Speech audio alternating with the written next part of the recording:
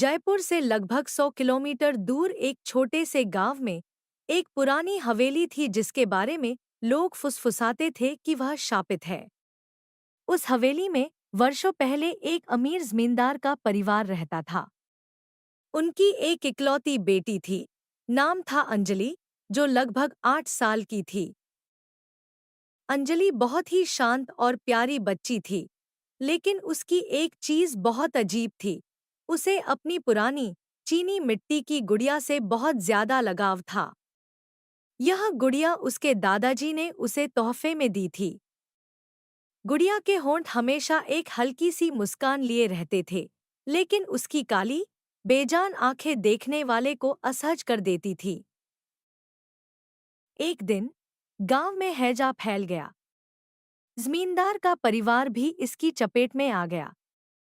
बीमारी बहुत तेजी से फैली और जल्द ही अंजलि भी गंभीर रूप से बीमार पड़ गई। अपनी आखिरी सांसों तक अंजलि ने अपनी गुड़िया को कसकर पकड़ रखा था। परिवार की एक बूढ़ी नौकरानी ने बताया कि मरने से ठीक पहले अंजलि ने अपनी माँ से कहा था, माँ, मैं कभी इस गुड़िया को छोड़कर नहीं जाऊंगी, मैं यहीं रहूंगी। अंजलि की मौत के बाद हवेली खाली हो गई। लोगों का कहना था कि रात के समय हवेली की खिड़कियों से एक बच्ची के रोने की आवाज आती है।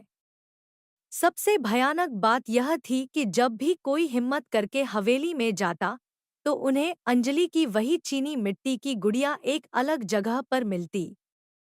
कभी वह सीढ़ियों पर होती, तो कभी पालने में, मानो उसे किसी ने उठाकर रखा हो। कई साल बाद शहर से एक नया परिवार हवेली खरीदने आया। श्रीमती शर्मा, जो अपने अंधविश्वासी पति से छिपकर हवेली को सस्ते में खरीदना चाहती थी, ने सोचा कि यह सब कोरी अफवाहें हैं। हवेली में आने के बाद सब कुछ सामान्य था, लेकिन एक रात उनकी छोटी बेटी मीना, जो लगभग अंजलि की ही उम्र की थी, रात में चिल्ला उठी। श्रीमती शर्मा भागी भागी मीना के कमरे में गईं।